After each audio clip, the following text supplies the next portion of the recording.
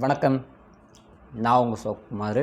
கடந்த ஜூலை 16ஆம் தேதி கர்நாடகாவில் இருக்கக்கூடிய ஷிரூர் அப்படின்ற இந்த வில்லேஜில் பார்த்திங்கன்னா மிகப்பெரிய நிலச்சரிவு வந்து ஏற்படுது. ஸோ இந்த நிலச்சரிவில் கிட்டத்தட்ட 10 பேர் வரைக்குமே வந்து மாட்டிக்கிட்டதாக சொல்கிறாங்க. இதில் பல பேருடைய உடல் வந்து சடலமாக வந்து மீட்கப்பட்டாலுமே ஒருவருடைய உடல் மட்டும் இன்று வரை மீட்கப்பட முடியவில்லை அப்படின்னு சொன்னாங்க. அவருடைய உடல் வந்து எங்கே இருக்குதுன்னு சொல்லிட்டு எப்போ வரைக்குமே தெரியல. அவர் வந்து உயிரோடு இருக்கிறாரா இல்லை வந்து இறந்துட்டாரான்னு கூட தெரியல. ஏன் அப்படி சொல்கிறேன் அப்படின்னா, அவர் வந்து இந்த மாதிரி லாரியில் வந்து உட்காந்துட்ருக்கார். ஸோ அப்படி வந்து உட்காந்துட்டு இருக்கும்போது என்னாச்சு அப்படின்னா, திடீர்னு வந்து நிலச்சரிவு வந்து ஏற்படுது. அந்த லாரியோடு சேர்ந்து பார்த்தீங்கன்னா அவர் வந்து பக்கத்தில் இருக்கக்கூடிய அந்த ஆற்றில் வந்து விழறாரு. ஸோ இப்படி இருக்கும்போது அந்த லாரி மண்ணில் வந்து புதஞ்சிச்சு. ஆனால் அந்த லாரிக்குள்ளே அவர் வந்து இல்லை அப்படின்ற ஒரு விஷயத்தை பார்த்தீங்கன்னா அங்கே இருக்கக்கூடிய அந்த எக்யூப்மெண்ட்ஸ்லாம் வந்து சொல்லுது. ஸோ இப்படி இருக்கும்போது இவர் வந்து உயிரோடு இருப்பதற்கான பாசிபிலிட்டிஸும் இருக்குது அப்படின்ற மாதிரி ஒரு பக்கம் வந்து சொல்லப்படுது. இன்னும் ஒரு சிலரால் வந்து என்ன சொல்லப்படுது அப்படின்னா, இவர் வந்து கண்டிப்பாக நீரில் வந்து அடித்து செல்லப்பட்டிருக்கலாம். அதாவது அவங்க வச்சிருக்கக்கூடிய அந்த டிடெக்டர்ஸில் பார்த்தீங்கன்னா அவர் வந்து இருக்கிற மாதிரி வந்து காட்டினாலுமே அவர் ஒருவேளை அந்த தண்ணீரில் வந்து அடித்து செல்லப்பட்டிருக்கலாம் அப்படின்னு இந்த விஷயம் பார்த்தீங்கன்னா வந்து பேசப்படுது. எப்படி நடந்தது, என்ன நடந்தது அப்படின்ற இந்த விஷயத்தை வந்து பார்த்தலாமா? ஸோ நம்ம எல்லாருமே வந்து ரீசெண்டாக வந்து ஒரு படம் வந்திருக்கோம். நான் பார்த்தேன், நீங்கள் பார்த்தீங்கன்னான்னு தெரியல.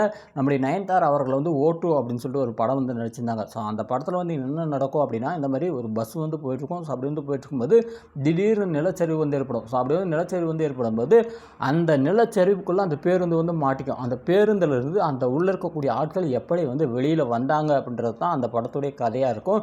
ஸோ இதே மாதிரியான ஒரு கதை தான் இன்றைக்கி வந்து நடந்திருக்கு. ஆமாங்க, அந்த நிலச்சரிவில் நம்முடைய தமிழ்நாட்டை சேர்ந்த அச்சுன் தமிழ்நாட்டை சேர்ந்தவரில் கேரளாவை சேர்ந்த அச்சுன் அப்படின்றவங்க பார்த்தீங்கன்னா வந்து மாற்றிருக்காங்க. அவங்க அந்த லாரியோடு பார்த்தீங்கன்னா ஆற்றில் வந்து விழுந்திருக்காங்க. அவங்க இருக்கிறாங்களா இல்லையான்னு சொல்லிட்டு பார்த்தீங்கன்னா இப்போ வரைக்கும் தெரிய வரல. ஸோ மீட்பு பணிகள் அப்படின்றது பார்த்தீங்கன்னா கிட்டத்தட்ட 10 நாட்களாக பார்த்தீங்கன்னா இன்று வரை தொடர்ந்து தான் இருக்குது. நான் வந்து பேசிகிட்டு இருக்கேன் அப்படின்னா இந்த நேரத்தில் கூட அங்கே வந்து மீட்பு பணி வந்து நடந்திருக்கு.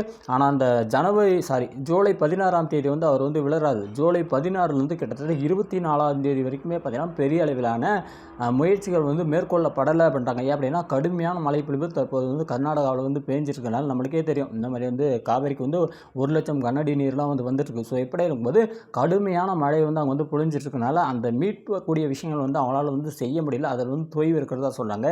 இப்படியே இருக்கும்போது கிட்டத்தட்ட ஒரு 2 நாட்களாக வந்து அதிதீவிர மீட்பு பணியில் வந்து நம்முடைய Indian army, navy, NDRF and வந்து fire department and police volunteers அப்படின்னு சொல்லிட்டு பார்த்தீங்கன்னா வந்து பல பேர் கிட்டத்தட்ட வந்து ஒரு 100க்கும் மேற்பட்ட நபர்கள் அந்த இடத்துல வந்து களத்தில் வந்து இறங்கி அங்கே எல்லா விஷயம் வந்து பண்ணுறாங்க.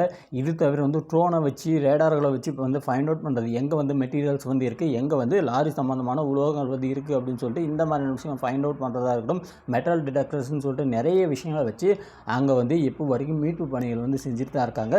இன்றைக்கி சாயந்தரம் வந்து ஒரு நியூஸை வந்து கேள்விப்பட்டேன். என்ன நியூஸ் அப்படின்னா, அந்த டிடெக்டர்ஸ் பார்த்தீங்கன்னா வந்து ஃபைண்ட் அவுட் பண்ணுது. இந்த மாதிரி உலோகம் சம்பந்தமான பொருட்கள் மட்டும்தான் இந்த மாதிரி இந்த கரையிலிருந்து ஒரு 20 மீட்டர் டிஸ்டன்ஸில் வந்து இருக்குது. தரைக்கு கீழே 5 மீட்டர் ஆழம்னு நினைக்கிறேன். ஸோ அந்த டிஸ்டன்ஸில் பார்த்தீங்கன்னா அந்த மெட்டீரியல் வந்து இருக்குது அப்படின்ற ஒரு விஷயத்தை வந்து சொல்லுது. ஆனால் உள்ளே வந்து மனிதர்கள் இருப்பதற்கான வாய்ப்புகள் வந்து ரொம்ப ரொம்ப குறைவு அப்படின்ற இந்த விஷயத்தை டிடெக்டர்ஸ் வந்து சொல்லுது.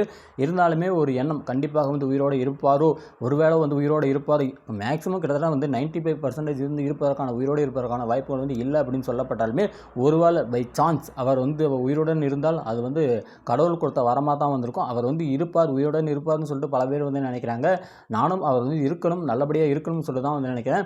மீட்பு பணியில் தற்போது வரை வந்து பெரிய அளவில் வந்து முன்னேற்றம் இல்லை. அந்த மாதிரி டிடெக்டர்ஸ் வச்சுருக்காங்க, டிடெக்டர் வச்சு ஃபைண்ட் அவுட் பண்ணுறாங்க. இங்கே வந்து அந்த உலோக துண்டுகள் வந்து இருக்குதுன்னு சொல்கிறக்கூடிய விஷயமே பார்த்தீங்கன்னா 3 நாளாக வந்து சொல்லப்படுது. தவிர இப்போ வரைக்கும் அவருடைய அந்த உடல் இருக்கட்டும் இல்லை வந்து அந்த லாரியை கம்ப்ளீட்டாக வெளியில் எடுத்தாங்க அப்படின்னு பார்த்தீங்கன்னா இல்லை, இப்போ வரைக்குமே வந்து இல்லை. அந்தளவுக்கு பார்த்தீங்கன்னா ரொம்பவே வந்து ஒரு மோசமான நிலையில் தேடுதல் பணி வந்து தொடர்ந்து தான் இருக்குது. இன்னும் எத்தனை நாட்கள் இந்த தேடுதல் பணி வந்து நீடிக்கும்னு சொல்லிட்டு நம்மளுக்கும் தெரியல. நலமுடன் வந்து அவர் வந்து மீட்கப்படணுன்றது தான் என்னுடைய எண்ணமாக இருக்குது. நீங்கள் இந்த விஷயத்தை பற்றி என்ன நினைக்கிறீங்கன்ற வந்து மறக்காமல் கமெண்ட் செக்ஷனில் போடுங்க. தேங்க்யூ.